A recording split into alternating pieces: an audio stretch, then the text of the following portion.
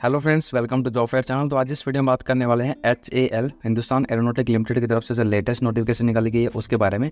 यहाँ पर जो है टेन्योर बेसिस के ऊपर नॉन एग्जीक्यूटिव कैडर की वैकेंसीज निकाली गई हैं। वेरियस पोस्ट पे ये वैकेंसीज हैं।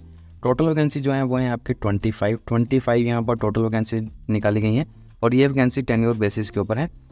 जो फर्स्ट वैकेंसी आपकी वो है आपकी डिप्लोमा टेक्नीशियन मैकेनिकल की। यहाँ पर 1 वैकेंसी है टोटल और ये वैकेंसी EWS कैंडिडेट के लिए रिजर्व है। और इसके लिए क्वालिफिकेशन में आपके पास डिप्लोमा इन इंजीनियरिंग में होना चाहिए, मैकेनिकल इंजीनियरिंग में आपके पास जो है डिप्लोमा होना चाहिए। नेक्स्ट वैकेंसी जो है वो है डिप्लोमा टेक्नीशियन इलेक्ट्रिकल वर्क की। इसके लिए आपके पास जो है डिप्लोमा इन इलेक्ट्रिकल इंजीनियरिंग में होना चाहिए और यहाँ टोटल वैकेंसी 1 है और ये 1 वैकेंसी जो है वो OBC कैंडिडेट के लिए रिजर्व है। नेक्स्ट वैकेंसी आपकी जो है वो diploma technician electronics and communication में है। Diploma in electronics and communication में आपके पास होना चाहिए। 3 यहाँ टोटल वैकेंसी है और इन 3 वैकेंसी में से 2 वैकेंसी जो है वो आपकी अनरिजर्व कैटेगरी में है और 1 वैकेंसी आपकी जो है वो OBC कैटेगरी के लिए रिजर्व है। अनरिजर्व और OBC कैटेगरी के लिए 1 वैकेंसी है, अनरिजर्व के लिए 2 वैकेंसी है। टोटल यहाँ 3 वैकेंसी है। नेक्स्ट वैकेंसी जो है वो है आपकी एयरक्राफ्ट टेक्नीशियन में।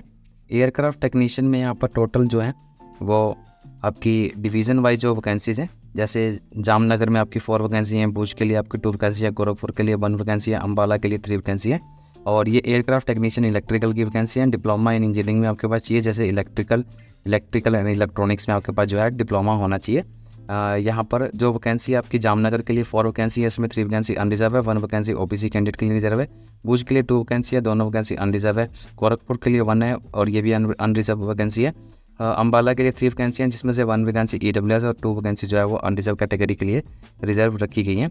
नेक्स्ट वैकेंसी आपकी डिप्लोमा टेक्नीशियन इलेक्ट्रिकल में है। इसके लिए आपके पास डिप्लोमा इन इंजीनियरिंग में होना चाहिए, जैसे इलेक्ट्रिकल एंड इलेक्ट्रॉनिक्स में। बेंगलोर डिवीजन में आपकी जो है वो 1 वैकेंसी है, ये EWS कैंडिडेट के लिए रिजर्व है। नेक्स्ट वैकेंसी आपकी जो है एयरक्राफ्ट टेक्नीशियन स्ट्रक्चर में है।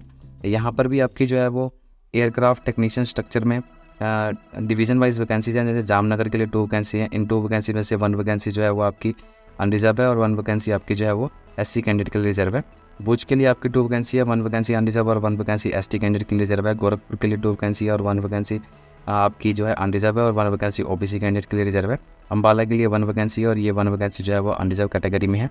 इसके लिए आपके पास जो क्वालिफिकेशन चाहिए एयरक्राफ्ट टेक्नीशियन स्ट्रक्चर के लिए, इसके लिए आपके पास ITI होनी चाहिए फिटर में विद NAC और NCTVT। ये आपका जो है क्लियर होना चाहिए। ITI होनी चाहिए फिटर में आपके पास। नेक्स्ट वैकेंसी और लास्ट वैकेंसी जो है वो ऑपरेटर ग्राइंडर की। इसके लिए आपके पास ITI होनी चाहिए ग्राइंडर विद NAC और NCTVT। इंजन डिवीज़न बेंगलोर के लिए ये वैकेंसी है। 2 यहाँ वैकेंसीज हैं और दोनों वैकेंसी जो है वो OBC कैंडिडेट्स के लिए रिजर्व है। ये दोनों वैकेंसी आपकी OBC कैंडिडेट के लिए रिजर्व है। अम्बाला के लिए जो ये 1 वैकेंसी है, ये अनरिजर्व कैटेगरी में है। अगर मैंने गलत बोल दिया होगा OBC वगैरह तो आप देख लेंगे। इन वैकेंसीज़ के लिए आपके पास डिप्लोमा और कुछ वैकेंसीज़ के लिए आपके पास जो है वो ITI होनी चाहिए, तभी आप इन एप्लीकेशन के लिए अप्लाई कर पाएंगे। यहाँ पर क्लियरली आपको जो है वो मेंशन किया गया है कि कौन से कैंडिडेट जो है वो इसके लिए एलिजिबल नहीं है। क्वालिफिकेशन रिक्वायरमेंट में आपको यहाँ पर दिया गया है। यहाँ पर आप चेक कर लेंगे कि आपने डिप्लोमा किस किस कैटेगरी में कर रखा है और कौन सी एलिजिबिलिटी है। वैसे आपको ऊपर मैंने जो मैंने क्वालिफिकेशन बताई है उसी हिसाब से आप जो है वो क्वालिफिकेशन को देखेंगे। एज लिमिट रिलैक्सेशन और कंसेशन में जो है, अगर आप अनरिजर्व EWS कैटेगरी से हैं तो मैक्सिमम एज लिमिट आपकी 28 ईयर्स तक की गई है। 28 साल आपकी मैक्सिमम एज लिमिट है। अगर आप SC ST कैटेगरी से हैं तो 5 ईयर की एज रिलैक्सेशन है। अगर आप OBC कैटेगरी से हैं तो 3 ईयर की एज रिलैक्सेशन यहाँ आपको प्रोवाइड की गई है। OBC कैटेगरी से आपको जो है वो 3 ईयर की एज रिलैक्सेशन है।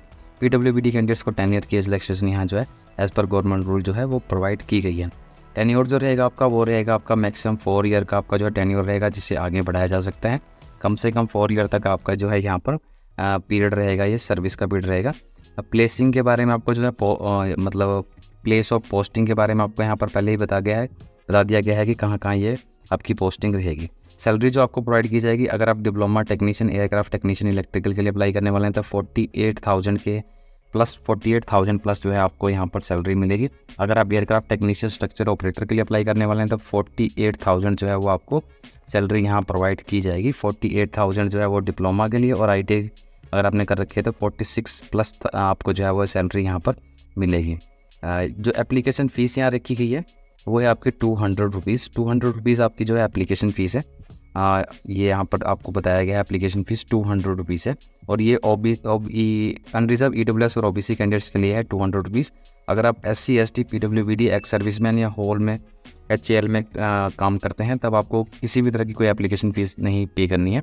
सिर्फ और सिर्फ 200 रुपीज़ जो है वो आपकी अनरिजर्व OBC और EWS कैटेगरी के कैंडिडेट्स के लिए ये एप्लीकेशन फ़ीस यहाँ रखी गई है। इस एप्लीकेशन के लिए अप्लाई करने की जो लास्ट डेट है वो है आपकी 30 अगस्त। 30 अगस्त तक जो है वो आप इस एप्लीकेशन के लिए अप्लाई कर सकते हैं। लास्ट डेट है 30 अगस्त 2024। 30 अगस्त 2024 तक आप जो है इस एप्लीकेशन के लिए अप्लाई कर पाएंगे। ऑनलाइन मोड से आपने जो है अप्लाई करना है। इस नोटिफिकेशन का लिंक आपको डिस्क्रिप्शन बॉक्स में मिल जाएगा, वहाँ जाके आप कंप्लीट नोटिफिकेशन जो है डिटेल में चेक कर सकते हैं। और अगर आपका किसी तरह का कोई सवाल है तो आप कमेंट बॉक्स में उसे लिखें, मैं जवाब देने की कोशिश करूँगा। तो आज की वीडियो में इतना ही। वीडियो अच्छा लगे तो लाइक शेयर, और अगर आप मेरे इस चैनल पर नए हैं तो चैनल को सब्सक्राइब जरूर करें। Thank you and have a nice day.